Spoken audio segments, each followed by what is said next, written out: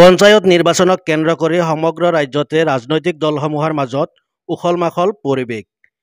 ৰাজনৈতিক দলৰ টিকট লৈ প্ৰাৰ্থীসকলে মনোনয়ন পত্ৰ দাখিল কৰিবলৈ ভিৰ কৰিছে আয়ুক্ত কাৰ্যালয়ৰ চৌহদ। সমান্তৰালভাৱে আজি বজালী জিলা আয়ুক্ত কাৰ্যালয়ত দেখা গ'ল প্ৰাৰ্থীৰ মনোনয়ন পত্ৰ দাখিলৰ ভিৰ। বজালী জিলা আয়ুক্ত কাৰ্যালয়ত মনোনয়ন পত্ৰ দাখিল কৰে ৩ নং দক্ষিণ পশ্চিম জিলা পৰিষদৰ মিত্ৰজোঁটৰ হৈ অসম গণ পৰিষদ দলৰ নেত্ৰী নবীৰণ বেগমে। নবীৰণ বেগমে দলীয় আৰু ৰাইজৰ সমৰ্থন লৈ দাখিল কৰে মনোনয়ন পত্ৰ। মনোনয়ন পত্ৰ দাখিল কৰে ৩ নং বজালী জিলা পৰিষদৰ কংগ্ৰেছ দলৰ মনোনীত প্ৰাৰ্থী আৰ্মিনা বেগমে।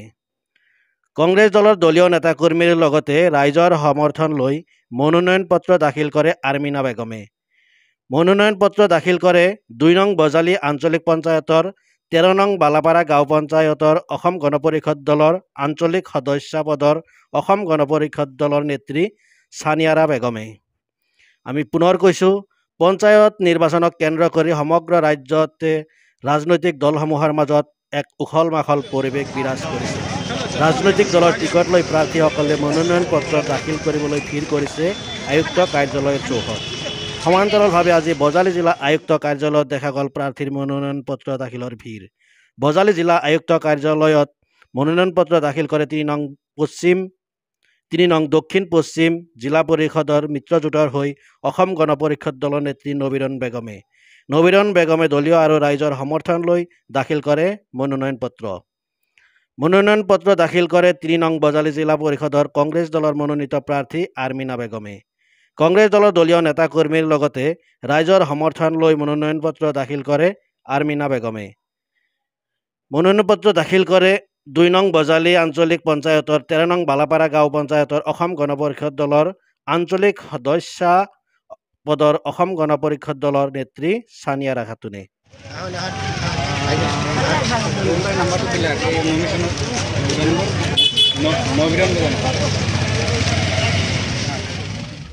আজি এক আপোনাৰ জীৱনৰ নতুন যাত্ৰা নমিনেশ্যন ইতিমধ্যে আপোনালোকে দিলে, কেনেকুৱা অনুভৱ আপোনাৰ?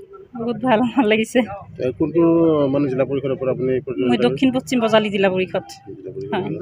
কেনেকুৱা আপোনাৰ অনুভৱ যে আপুনি জিকিব পাৰিবনে? আপোনাৰ প্ৰতিদ্বন্দ্বী? মোৰ পুৰা বিশ্বাস মই জিকিম বুলি। কোন দলৰ পৰা আপুনি প্ৰতিদ্বন্দ্বিতা? মই কংগ্ৰেছ দলৰ পৰা। আপোনাৰ নামটো? আৰ্মিনা বেগম। এনে ভৱিষ্যতে আপুনি যদি জয়লাভ কৰে তেতিয়াহ'লে ৰাইজৰ প্ৰতি আপোনাৰ কেনেকুৱা সহায় হ'ব? হয়, মানে ৰাস্তা ঘাটৰ সমস্যাটো আছে, সেইটো সমাধান কৰিবলৈ চেষ্টা কৰিম। মূল্যবৃদ্ধিৰ সমস্যা সেইবিলাকে কিন্তু দেখা পোৱা গৈছে যে আপুনি কংগ্ৰেছ দলৰ পৰা গৈছে, আনফালে আপোনাৰ প্ৰতিদ্বন্দ্বী আপোনাৰ AGP বিজেপিৰ পৰা আছে। গতিকে বিজেপি AGP বুলি ক'লে এটা শক্তিশালী ভেটি বুলি ক'ব লাগিব। আপুনি নিশ্চিত নে আপুনি জয়লাভ কৰিব? মই নিশ্চিত, ৰাইজৰ পৰা সহায় পাইছোঁ মই।